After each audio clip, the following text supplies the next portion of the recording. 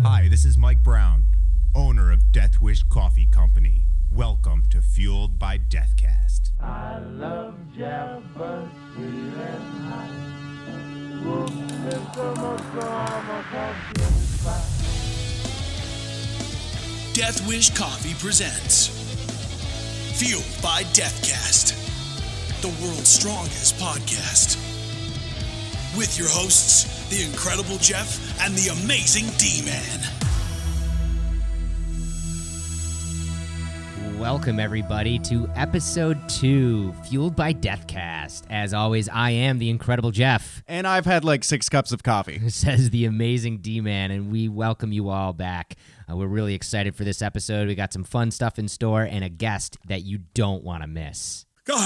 Science! Science, Jeff! Science, that's right. As just like your first cup of coffee in the morning, we want to stimulate your brain with something right off the bat, a little bit of science talk. And this week, it's all about caffeine. Secret code unlocked. Discount of death. And right off the bat, we're giving you our special secret code right away this week. It is caffeine. Yeah, and if you type in caffeine on your checkout, and if you're buying a t-shirt, you might find a really awesome discount. We're giving it to you right here. Yeah, so it's for t-shirts only this week. But if you want to buy a t-shirt, which makes a wonderful Christmas present, holiday present for anybody out there, just type in that code caffeine and you'll get that secret special discount. Speaking about secrets, stop holding secrets. I want to know what's cool and sciencey about caffeine. Yeah, so there's a recent study that has been put out in the Experimental Neurology Journal. And basically, it has found that a high dose of caffeine might be able to help prevent death in the case of serious traumatic brain injury. So, like on the spot, they get blasted and they dose them with caffeine? Right. Now, what this could really help for is for people who get an acute TBI, which TBI stands for traumatic brain injury. And what I want you to think of is our men and women in the armed forces.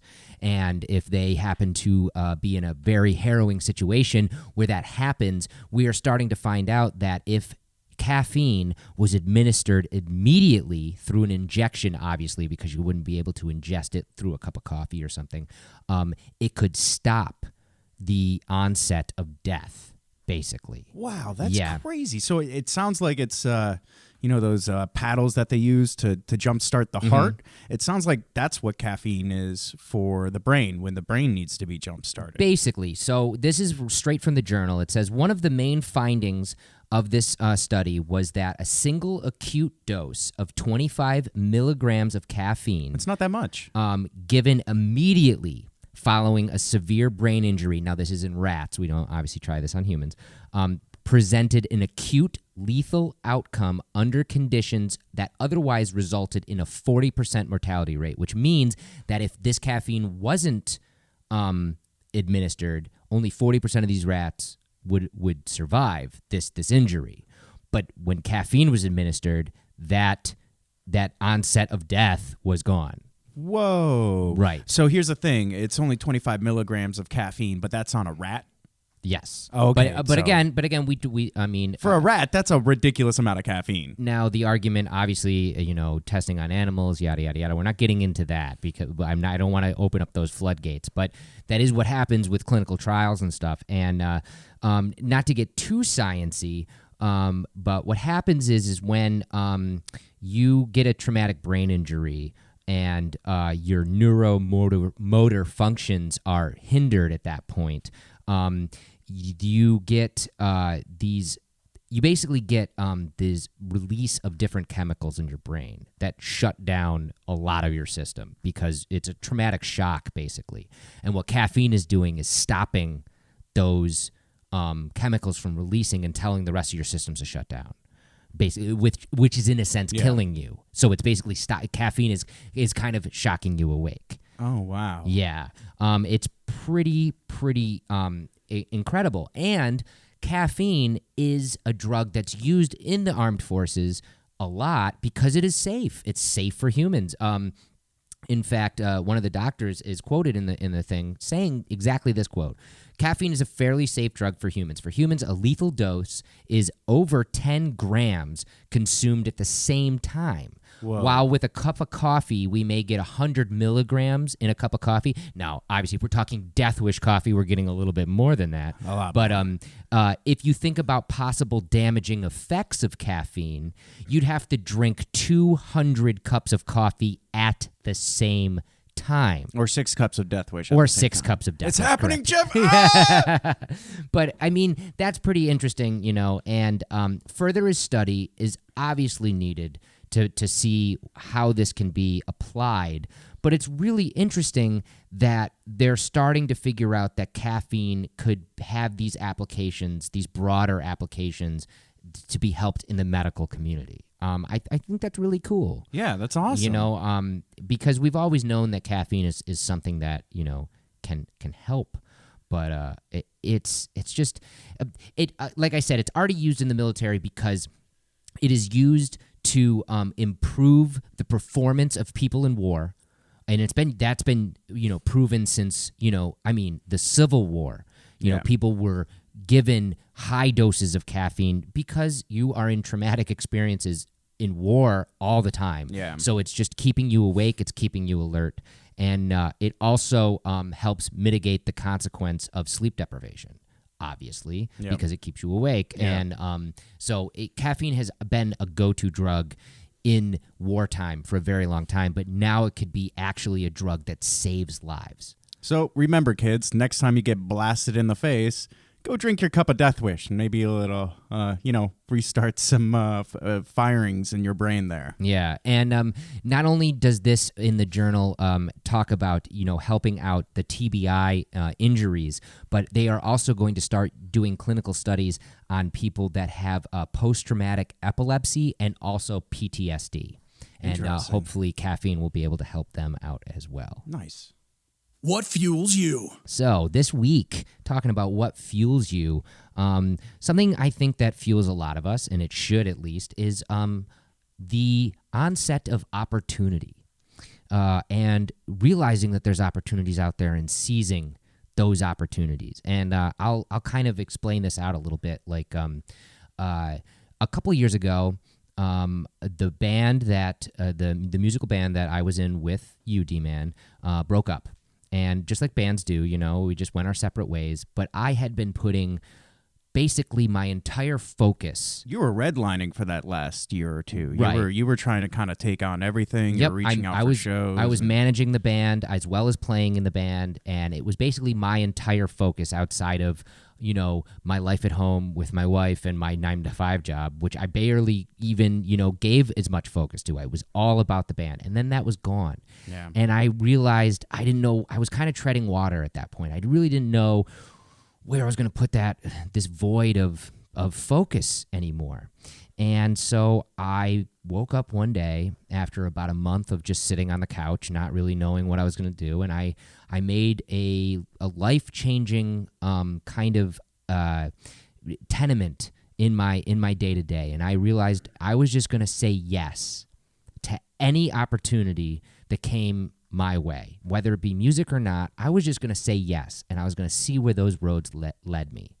And almost immediately after that, actually thanks to you, I got in contact with a guy who was a photographer for a music site, looking for a writer to write articles accompanying his photos for live music. And you put me in contact with him, and I had never done something like, I'm a writer, but I had never done something like that. Yeah. And I just said yes. Yeah, it worked out for you, man. And that it was worked out. right up your wheelhouse. For a year, I pretty much worked for this site, and I went and met a lot of different rock stars. We both got some really cool opportunities through that. Got some incredible opportunities. Who now we're like revisiting at this point through the company. And that's it's the thing. Cool. That spiraled into me writing and reviewing comic books for a network for a while called Fanboys Inc. And I did that, and then that spiraled into me kind of getting behind the mic and podcasting a little bit. And now, because I was saying yes to all these different random opportunities, now we're doing Fueled by Deathcast. And I'm interviewing rock stars and cool, people, creative people. Your favorite comic book writers. Yeah, so it's like I realized that it wasn't the end of the world because one door closed. Yeah. It was like I should just look for any and every door that opens and give it a shot. Just say yes, because what's the worst that can happen? You fail. Yeah. It doesn't work out. You're not a perfect fit for it, but at least you tried. Yeah. I don't even think it's about that, though, to bounce off of what you're saying. I feel like with opportunity, it's not like you can make opportunity happen. Correct. You can only be ready for it. And you don't know what it's going to be. Right. So, I mean, you kind of just have to focus in on yourself and how am I going to be ready for what's going to be coming up? And it could be anything. And I know when I tend to just kind of like hit that bottom area and like, what am I going to do now? Mm-hmm. And it's pretty much comes down to, well, what makes sense? And the last time I got to that point, and I had a friend that was really sick and just kind of didn't know where I was going to go.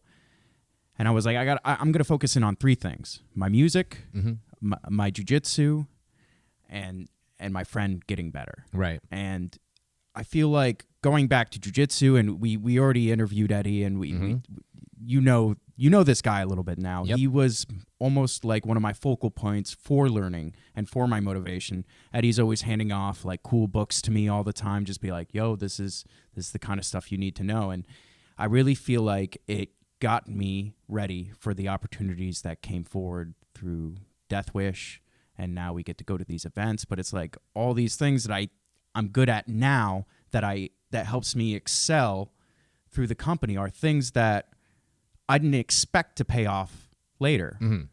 And it's just a matter of being prepared. Just be better. Yeah. Be better than what you are right now. Right. You can always do that. Yeah, and you can always be open to opportunities kind of opening their door to you. Even if you're busy, even if you're, happy in where you are, there's no reason that you can't look at a brand new opportunity presenting itself to you and going, you know what?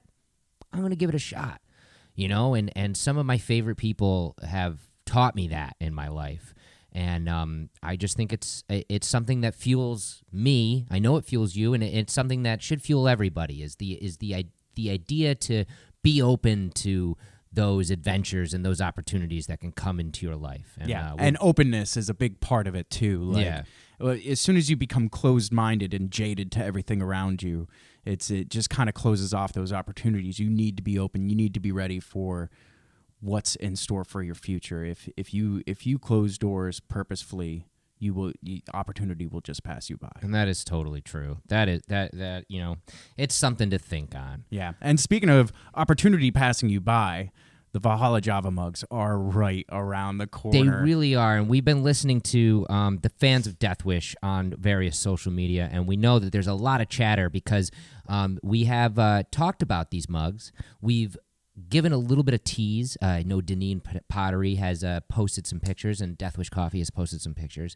But I know the question that's on everybody's lips: When can we get our hands on these incredible, beautiful Viking visage Valhalla Java mugs? And we can't give you, unfortunately, the exact date, but we can tell you exactly when to start looking at your computers. These mugs, always, these mugs will be available before 2017. So there you go. So honest to God, everybody, watch the email, watch the social media, because sometime after Christmas and before New Year's, you said too much, Jeff, you will be able to purchase the beautiful, brand new Valhalla Java mug. You just came really close to giving out a date. I sure did. But I'm doing my best for you guys, because we do listen, we do follow you guys. We want to tell you. We do follow all the fans of Death Wish Coffee. We're listening to what you're saying, and we want to hear what else you have to say. You can contact us at this podcast through any of Death Wish Coffee social media. That's Facebook, Twitter, Instagram. Use the hashtag Fueled by Deathcast, because that'll help us see what you got to say. But have questions for us. Talk about products you released, you want to know about, you want to know more about maybe. Give us ideas for guests. Yeah, I really want to hear what people want to hear. Yeah. And I'm not just talking about specific guests. We have some great guests lined up coming in the future, and we're lining up more every day as we're developing this podcast. But I mean, we're trying to touch on all different walks of life. We have creative types like writers and artists. We have, extreme sports stars. We have musicians. We have all sorts of different things. But if your favorite genre, you want to hear about somebody talking about what fuels them from that, let us know. And all you got to do, like I said, is share the podcast, like the podcast, talk to us on the Death Wish Coffee social media. Go to deathwishcoffee.com as always and buy all our awesome products. And now we're on iTunes actually too. So if you want to go over to iTunes, and if that's a platform that you use, you can actually subscribe to the podcast over there. And if you could leave us a review or a rating, that's going to help this podcast grow and the listenership grow and help us touch so many more of you guys out there. And we're going to do a giveaway. Oh my God, really? We're going to do it. Okay, so this is how it's going to work, people. We've got something really cool.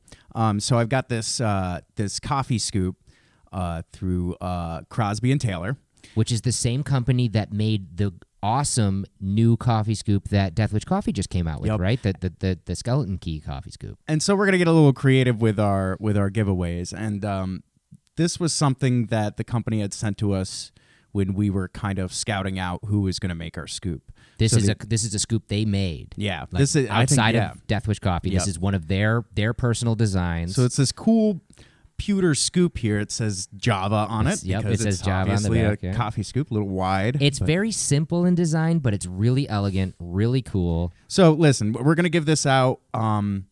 If you share the podcast on Facebook and use the hashtag Fueled by Deathcast, we will see it and we will pick one random winner in the next 2 days. And we will mail this scoop right to you, and we'll announce it on the next podcast, so you hear about it. But we're going to do it. We're really going to do it. We're going to send you this crazy scoop that nobody else will have, and all you have to do is share the podcast and use the hashtag Fueled by Deathcast, and that's on Facebook. Yep, just share it on Facebook. That'll help us out with the. You'll be helping out the podcast, get it more visibility, and you will have the chance to win something really special. And we're going to try to do this not every week, but in this podcast, we're going to try to do some fun stuff where we can give you a special piece of something. Yeah, we got a lot of little knickknacks from all the companies that we work with, and we're always testing out new products and stuff like that. And our desks get a little cluttered, so we figured we'd pass it on to our fans and get some cool memorabilia so you can use it and then think about the podcast and think about us, and we'll think about you and really appreciate all the listeners. And this is how we're doing it. We're giving out this cool coffee scoop here. Awesome. The Death Wish Death List. All right.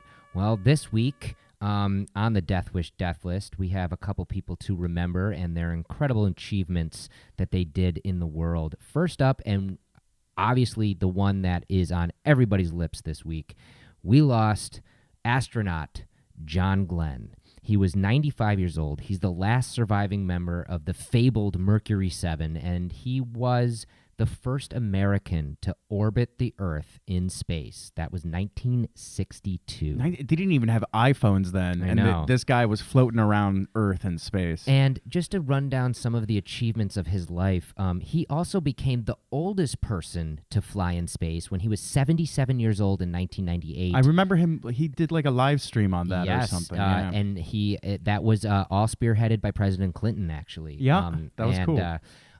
Before he became an astronaut, he was a decorated war hero. He was a colonel in the Marines in World War II, and he also flew in Korea. But in World War II, he flew 59 combat missions and was hit by anti-aircraft 5 separate times. And he lived to be 95. He Flew lived- in- This dude really pushed the boundaries sure of did. death his whole life. That's awesome. In the military, through all of his service, he gained 6 Distinguished Flying Crosses, 19 separate air medals, and the Presidential Medal of Freedom. Gnarly. He also was the first pilot to ever fly a transcontinental flight at supersonic speeds. This was 1957, and he flew Jeez. from Los Angeles to New York in 3 hours and 23 minutes. Man, this guy was Evel Knievel. He was a in the daredevil sky, at man. heart. He did a lot for the space program and also for the space race. I would have liked to have a drink with this guy. Yeah, he was an incredible human being, and he lived an amazing life, and he died this week at 95. We also lost musician Greg Lake, unfortunately, due to cancer at age 69. Greg Lake is a very famous bassist, guitarist, and vocalist, and you probably know him from his band Emerson, Lake, and Palmer. He also is a founding member of the band King Crimson. Emerson, Lake, and Palmer, though, was a very influential progressive rock supergroup that influenced lots of acts since then. Earlier this year, we lost Keith Emerson from that band as well, so only Carl Palmer is still alive from the original lineup. And finally, we lost Peter Vaughn. He was an actor, and he died this week at 93 years old. He started his acting career in 1959, and in 1967, he actually had second billing in The Naked Runner opposite Frank Sinatra. He is best known probably for playing Anthony Hopkins' father in the incredible movie from 1993, The Remains of the Day, but fans of his probably remember his final role as Maester Aemon in Game of Thrones. Oh. And that was his final thing that he did. He was, since the inception of that show until the final the last season, he was on that show. And we also want to wish a happy birthday to actor Kirk Douglas, who celebrated his 100th birthday this week. He came out to the Rocky theme to his birthday party, and his doctor told him years ago if he lived to be 100, he could have a martini glass filled with vodka, and so he enjoyed his vodka-filled martini glass at his 100th birthday with his son Michael and his wife Catherine Zeta-Jones. Wow. Also this week, celebrating birthdays is... Wait, did you say his wife Catherine Zeta-Jones? That's Michael Douglas's wife, yes. Oh, Michael Douglas. Yes, no. Oh, got it. Kirk Douglas's wife is Ann Douglas. Yes, Got it. Yes. Okay. Also celebrating a birthday this week is Dame Judi Dench. She is 82 years old. You probably remember her either playing Queen Elizabeth I in Shakespeare in Love, or in the recent James Bond movies, she was M. And finally, pop star Taylor Swift turns a whopping 27 years old this week. She also turned 27 the year before that, and Yes. 27 the year before that. She is currently the best-selling female artist on iTunes right now. So happy birthday to all of them. What you listening to? So, what are we listening to this week? What are you listening to this week, D-Man? Well, I've been getting prepared for a really big interview that we have for the podcast. Uh-huh. So I've been listening to a specific Rob Zombie album. Ooh. Hellbilly Deluxe. Ah, my favorite. And that was a giant album, Yeah. especially for our childhood. And to have this guest on our podcast was definitely, do they call that the white whale? Nah, sure, you can. Yeah, totally, man.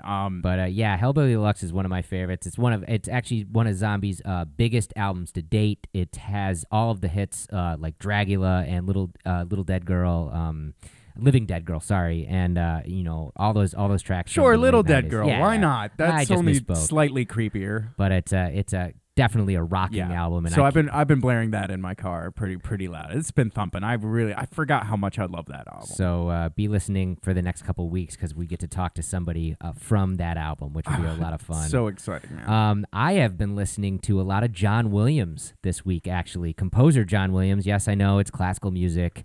But I have been. If you don't know who John Williams is, he makes a lot of movies sound amazing, and I've been listening to the soundtrack from.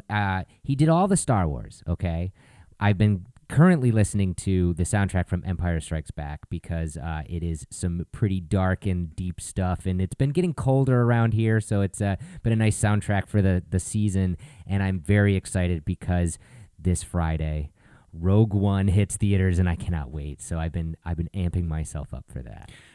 Yes, I know I got a little geeky, but it's okay.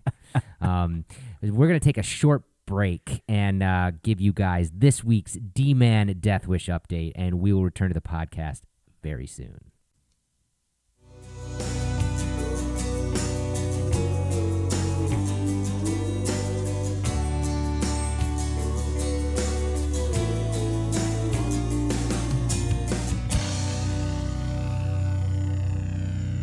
D-Man's Death Wish update, brought to you by Death Wish Coffee. It's that time again. Yes, it is. As always, I am the Incredible Jeff. And I am the amazing D-Man. And welcome to the update. What do we got this week, D-Man? So I just want to let people know Friday on the 16th is the last day to order to get your presents by Christmas. So Right. get those orders in, and we have something special cooked up for everybody. So keep your computers open and keep watching for some offers that we have going on that day. So make your orders, man. It's coming right around the corner, man. So many cool presents directly from deathwishcoffee.com. I mean, it's a one-stop shop. You don't have to go anywhere else. You can listen to the podcast, and you can just sit right there and get all your Christmas shopping done. It's incredible. Yeah. So we have some good news, man. Okay. So we recently released the key scoop. Right. Yes. It really, really cool. Made by Crosby and Taylor. Yep. And designed by Thomas Dragonetti. Oh, yeah.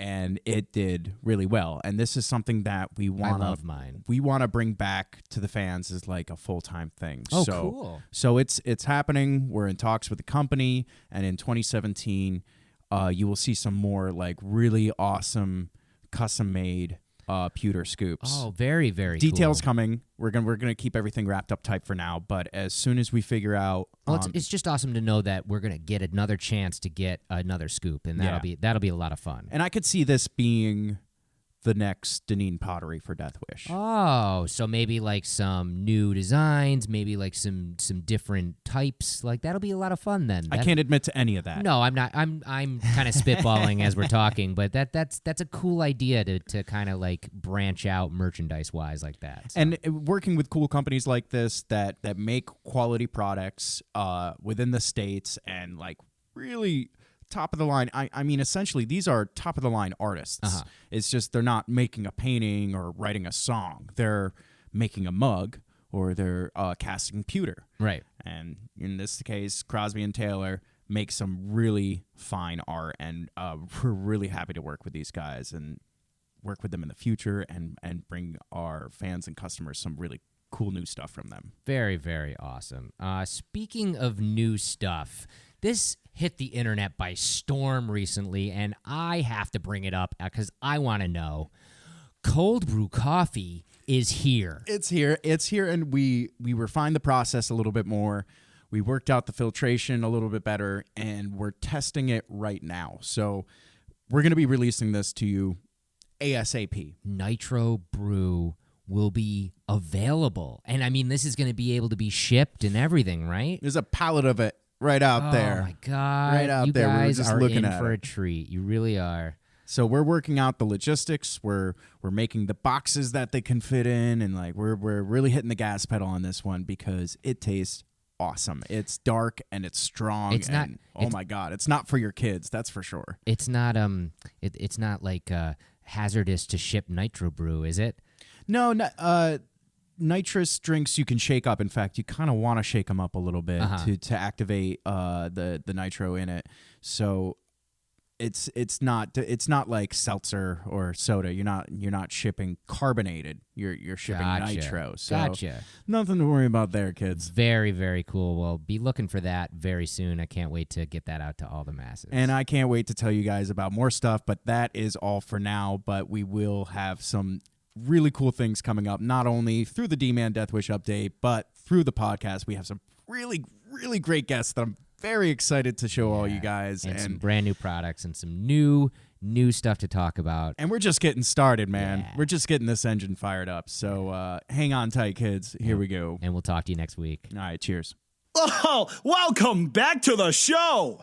All right, everybody. This week, I'm really excited because it's going to be the first time we're welcoming a Death Wish Coffee Company employee as a guest. And it's the first of the first. It's the first employee, and it's the first employee interview. So we're really excited to bring this guy to you because not only is he our coworker, but he's our very close and personal friend. And that is Eric Donovan. Eric Donovan started with this company right after Mike basically came up with the name. And we get to talk to him about the inception of Death Wish Coffee and how he kind of started out with the company and how the company grew.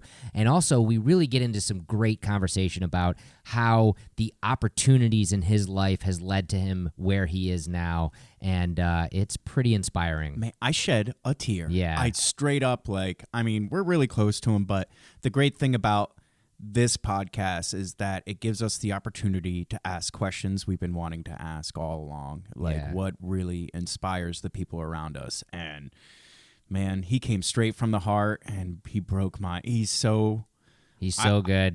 I love Eric Donovan, and I'm so grateful to have him as a friend and very, very grateful to have him as a coworker. And hopefully you will all love him too. Here is our guest this week. The Fueled by Death guest. Is that true? Am I saying that right? Like you are the first? Are you the first one that Mike took on when he created Death Wish? Yeah, I mean there were. We also worked with Megan and Abyssinia, who had worked at the coffee shop, and he had brought them down. Saratoga Coffee Traders. Yeah, Right. But yeah, I think I was the first person to actually sign on as an employee for Death Wish Coffee.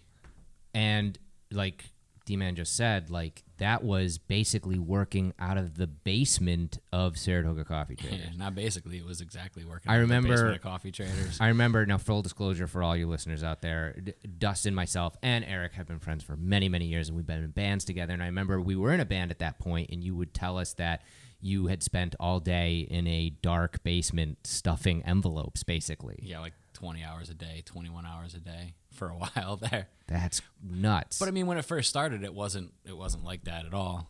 I came on during the holiday season to kind of give a little bit of extra help and just to help out. Now, would this be 2012, 2011? It must have been 2012. Right, okay. 2013. Yeah. 2012. And I mean, it was a lot of work because everything we did was really stupid the way we did it. I mean, we didn't know what you were doing. No, you were learning as you went, yeah, basically. We were cutting stickers with scissors and putting them on bags, and I mean, it was like everything was super manual. We could only print out one order at a time to try to fulfill it. Wow. So, and you were roasting the coffee right at Saratoga Coffee Traders as well? Is that how that was happening, or yep. You had a third party doing it? A little bit of both on those, but yeah. We had worked with a company up in Boston for a little while, and they were supplying some coffee, and then we got into it as well and started doing it that way. Crazy.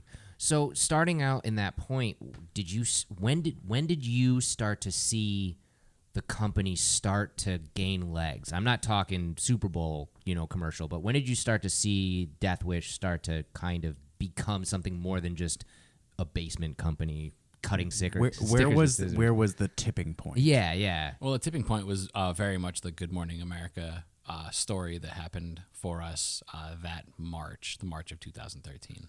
Now, how did that even come across? So, I mean, Mike's business plan very early on was kind of aggressively to get this brand out in front of as many blog writers and newspapers as he could. And the BBC picked it up and did a story on him, and the next morning he got a call from Good Morning America saying that they were on their way up to come to the coffee shop and So talk there to was us. no scheduling, no nothing. It was literally day of, like, hey, we're coming to you. We'll be there in 4 Oh hours. my God, That's crazy. Yeah. Good Morning America.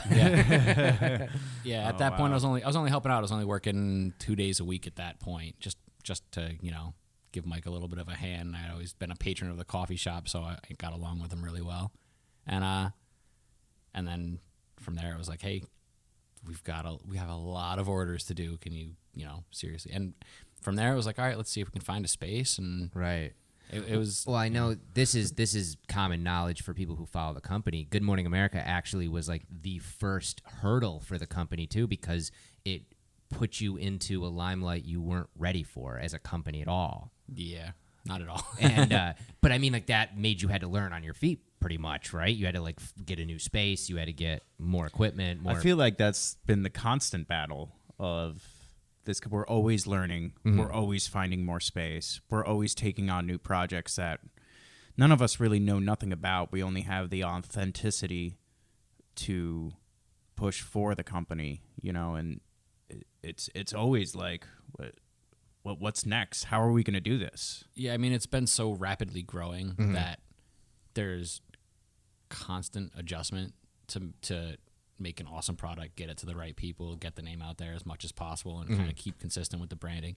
At that point, it was even just like on a very basic fulfillment side of things. Like, how do we make this work? I mean, we were literally carrying multiple gigantic sacks like Santa Claus of envelopes of coffee up the stairs into the coffee shop, down the road to the post office, and standing in line for 45 minutes to try to give them, 3 people standing in line with like 2 giant sacks each to try to get coffee out hate every to be day. the guy behind you. Yeah, they must have been annoyed. People hated us. Oh my God, they hated us. Oh wow. But yeah, I mean, I remember the day I talked Mike into getting software that would allow us to print out more than one order at a time.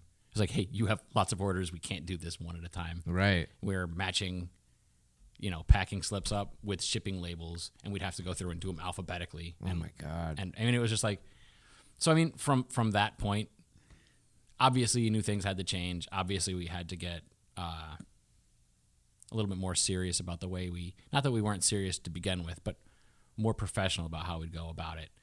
And, so then you find a space, and it's like things that are so obvious to us now were like groundbreaking ideas on how we would go about even just getting our coffee out daily.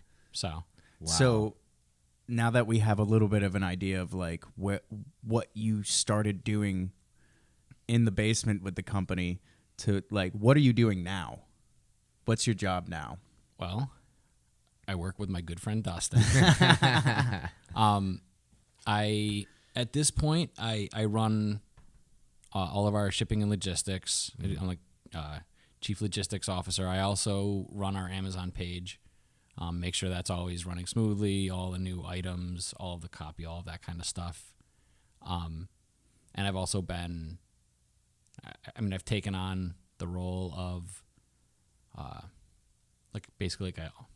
almost like a chief compliance officer, as far as like fair trade, which you've helped out with too, and the USDA certified organic stuff, and even also like retail safety stuff too. A lot of safety stuff, and a lot of like retail operations. So like getting out into Price Chopper and Hannaford and Safeway, and working on Wegmans and Target and all these different things. Like I've been kind of almost sales repping us in a lot of ways to get us out into as many grocery locations as possible, so that our brand continues to grow both online and in on physical shelves. Can you speak a little bit on that? Because I know for so long the company has been a force on the internet and like basically an internet-based company, but now Death Wish has been branching out, and I know locally we have a supermarket called Price Chopper that Death Wish is now in, I believe, all of the stores.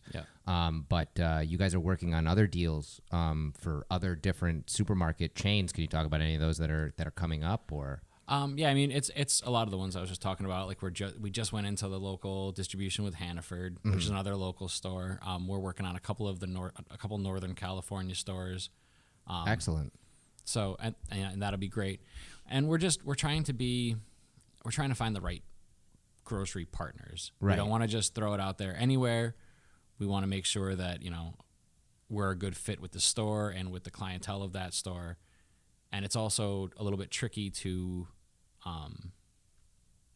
convey your brand in that retail setting for us. I mean, we've been lucky because we have, fans and customers all over the country now who want to buy our coffee and recognize our brand. But there are still a lot of people out there that will be seeing it for the first time, and we want to make sure that we're able to really impress them, really give them all, exactly what they want, and have them keep coming back and understand that it's like we want to have just as good customer service, just as good of a product, just as quick of a turnover, so it's always fresh coffee in these avenues as well. So there's some hurdles to jump doing that kind of stuff, but it's been a fun challenge for sure. Do you ever look back at like the early days and like think back to those days? Do they seem so far away? Like has the meteoric rise, wow, I can't even say that word. Meteoric. There we go. Rise of this company, has that kind of just happened so quickly that you don't even notice it? Or was there ever a moment where you're like, oh my God, I'm working for like Death Wish Coffee now? Like this is like the legit thing. Like was there ever that moment, or has it just been this gradual kind of push? No, I feel like I kind of reflect on that quite regularly because I was there so early on doing these kind of weird, inane projects just to make things work. And it was like, I remember when it was like, it hit us that we'll put coffee in the box and then we'll write on the box what the coffee is. We'll know how to send it out.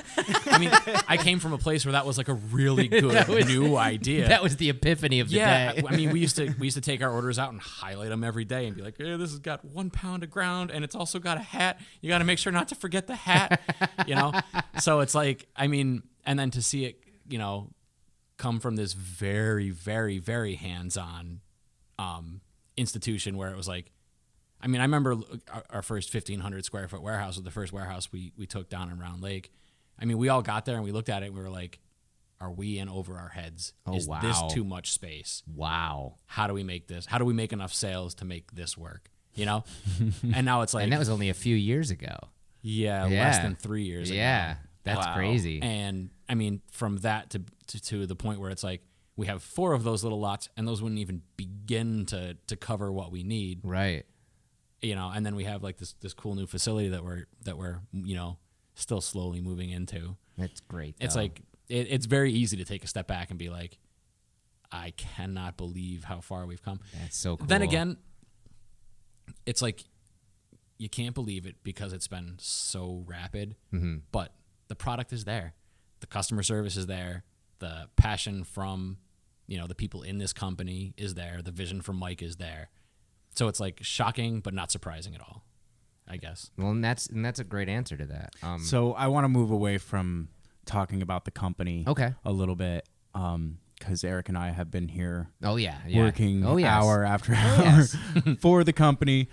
I want to talk about something with you, Eric, specifically. I was thinking about it today when we were talking about getting this interview in, and you've been pretty much like this weird pivot point in my life twice. I can think of specifically where you've been like the immediate spark to the next huge step of my life, and those 2 instances are both times that I felt those like lost moments in your life when you're kind of like, I don't know what I'm going to do next. I know what I want to do, but I don't have an outlet. Mm-hmm.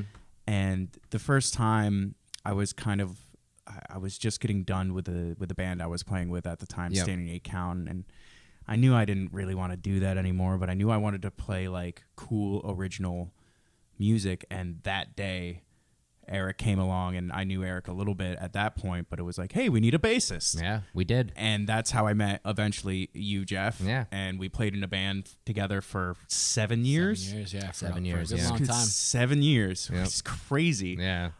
So there was that moment that you're directly responsible for. And then another time when I came back from Colorado, and once again, just I don't know what I'm gonna do. I didn't really have I didn't have a job. Right. I was jobless. Nope, you didn't have a plan, yeah. Yeah, not really a plan. Just knew I needed to be back home.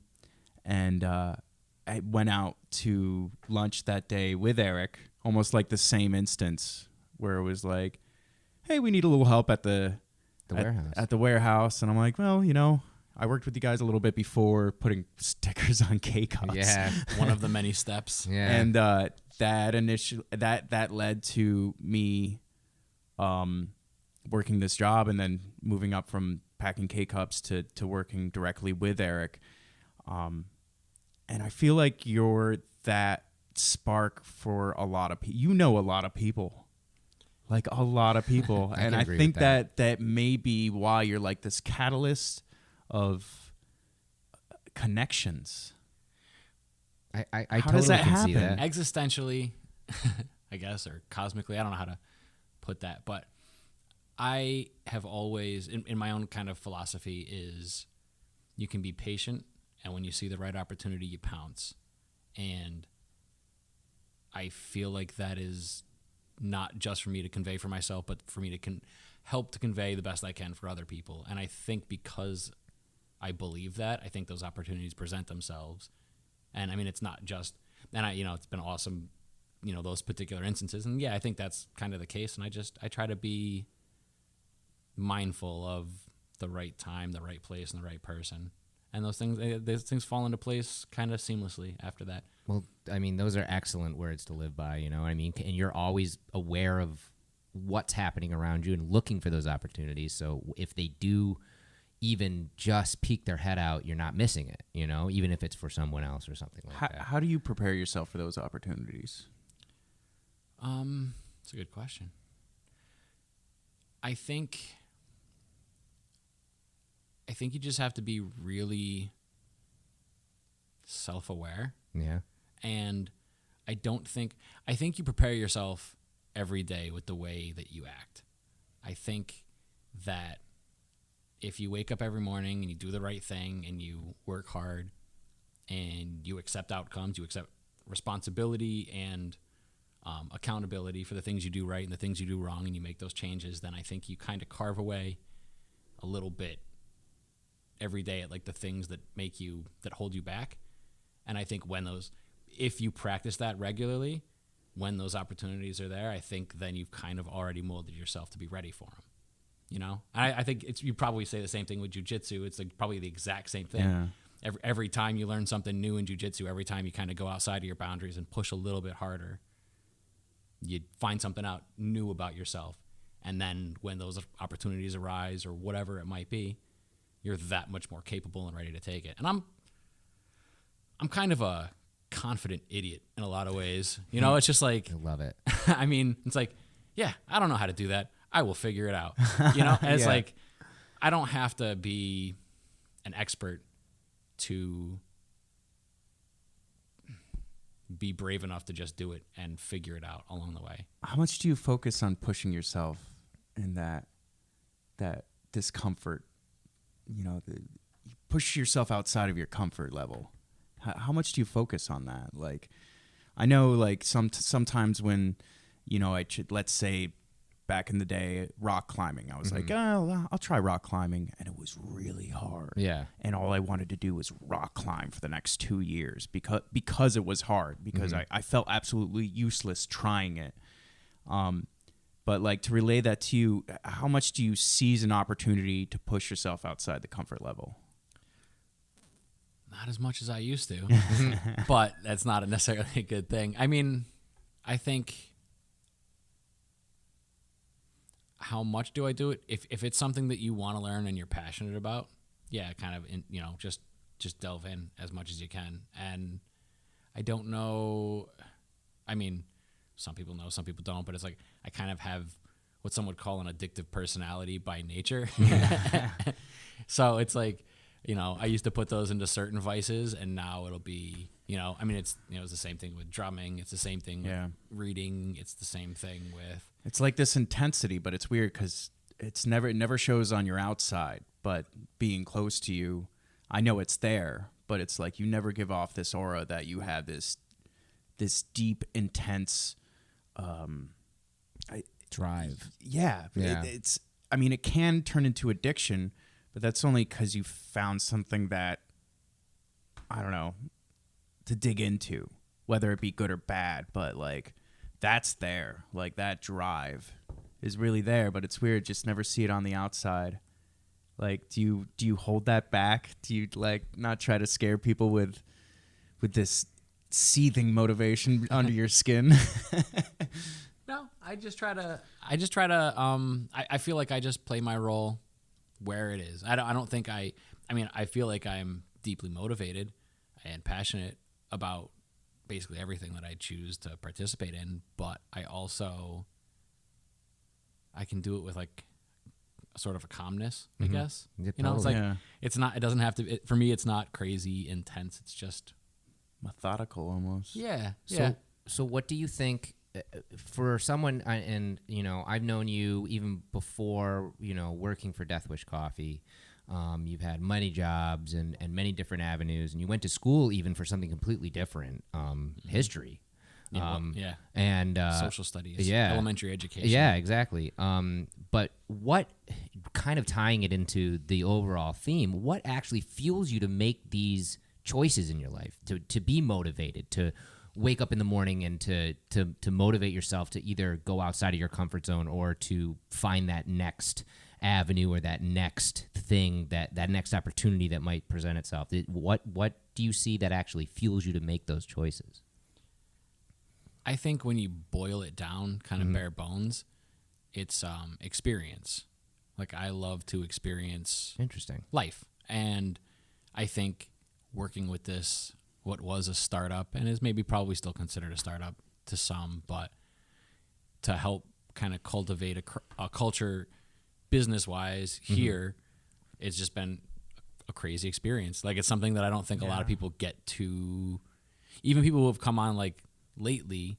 It's like they're still in this like weird growing company, but it's like it's different to see it grow from like this like dumb little baby in a basement. And so that's an incredible experience. The music we played, it was, I mean, I've been able to travel, you know, blessed enough to travel all over the country, play great shows, terrible shows with great shows, But we got friends, great shows there. bad sound systems and, you know, broken down vans and like, but it was all beautiful. It's all stuff that I'll remember forever. Yeah. Even, I mean, and you know, now that I've even kind of settled, I mean, even with, you know, with the honeymoon that my wife and I took, you know, a lot of people, there's a lot of cool honeymoons you can go on. And, you know, it was like, we went to Australia and we backpacked around and we got in an RV and we just drove across Australia as much as possible. Kangaroos. Wow. And Yeah. And it was like, I mean, it's just like, and why wouldn't you? You got one life, do it. You know, now we have this this beautiful little daughter, and it's like Gertrude Maleficent. MC Gertrude Maleficent. Yes. No, we love your little daughter. Yeah. And now, I mean, what motivates me now is I'm gonna do it all over again with her. Yeah, You totally. Yeah, you get a whole new set of life experiences now that you got a kid. Yeah. I mean, some of it's gonna be you're late for school, and some of it's gonna be we're going to Australia. Yeah. You know, and it's gonna be everything in between. I'm stoked about like that's I hope that's the exact same moment that she's late for school and she's going to Australia because she's late for school. That would be an experience. Yes, that would be. Damn right. No, it's really kind of incredible. That's awesome. It's really neat, and that's so. I mean, it's really easy for me to get up and, you know, motivated for work, motivated for health, motivated for, just life in general. I feel like, I mean, how much of that is pertaining to like you inspire me personally because I know that you've been through a lot of not so great moments, and you hit a low point and were able to pick yourself back up. And how much of that makes it easier now to get motivated? Do you think you'd be that way if you didn't find a bottom? Interesting. I mean, I think I had to find my bottom. For me, like, and full disclosure, I'm not even worried about it at all. I was a straight up dope fiend, heroin addict, junkie on the streets for many, many years, and I've been sober for going on 13 now. Heck yeah. But and this is how I always explain it, is if I hadn't got to that like low point in my life, I never would have been able to strip away the illusion of the things that don't really matter to me in life. And from there, I could kind of build a foundation of like the things that I cared about. And when you know the things that you care about, then you can focus on the things that you care about, whether it's experience traveling, playing music, building a business. The New York Giants. The 8-4 New York football Giants. But I mean, when I got to that point, I don't really feel like I picked myself up. I feel like I allowed myself to be picked back up by a lot of other people, and at that point I shut up and listened to people who are a lot smarter than me, get me through some tough times. And then, and now it's like, probably not even as good at it as I wished I was, but now I try to give that back where I can. If somebody's got a problem, somebody's struggling with anything, whether it's drugs, alcohol, personal problems, whatever, it's like, I like to be there for people and to allow them kind of the same opportunities that I had, because it's not necessarily easy, but it's totally worth it. So for the people that are listening and you can't be there for, what piece of advice would you give them if they're finding their bottom? Give up trying to control so much about your life. Let some other people who are in a better position make some decisions for you for a little while, and then build your foundation and then start on your own journey, and I mean, I guess that would be more specific to drugs and alcohol and stuff like that. Well, but I mean, that can happen anywhere, I mean, people can hit that from a myriad of different things, death in the family, or there's a lot of different situations where losing your job, your home, your car, your kids, your wife, that kind of thing. Any of those can bring you to that dark place. Surround yourself with great people and listen to them, and emulate the people who do the things that you want to do.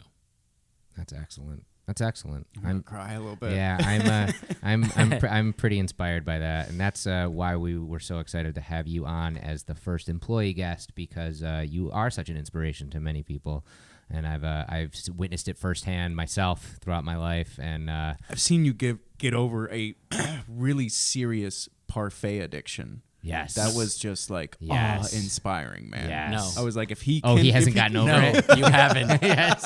Oh, it's rearing its ugly head. I'm broke. I sleep in the warehouse and I eat parfaits. You see them scattered all over the place. Oh man, that was a funny moment in your life. I actually literally make them almost parfaits. every day from scratch at my house. You now. do? That's amazing. I bought 16 pounds of frozen cherries to put in. Oh my god! I'm not even kidding. This is the reality that I live in. And what he was talking about was years ago. Yeah. Oh, And I it's know. It's still happening. The thing is Parfaits are delicious. The thing about a parfait is Yes, please school us. you get a big tub of yogurt, right? And you get a glass jar, a little bit of yogurt. You put some fruit in there, a little more yogurt, and then you put the granola on top. You let it sit overnight. The frozen fruit will thaw out, and then in the morning, Breakfast. Incredible. Lunch. Incredible. You heard it here first. So what's in the future for Mr. Eric Donovan besides a million parfaits? That's all I have time for. Kid, you better raise yourself. Yeah. I'm looking forward to. I want to do two things right now. I want to settle down and be a family man, and just enjoy being home. And That's three things. well, that's all. That's all. all Lumped, in one. that's lumped into one Yeah, thing. yeah, It's like yeah. family man with that stuff. Yeah. Okay. And then I want to travel.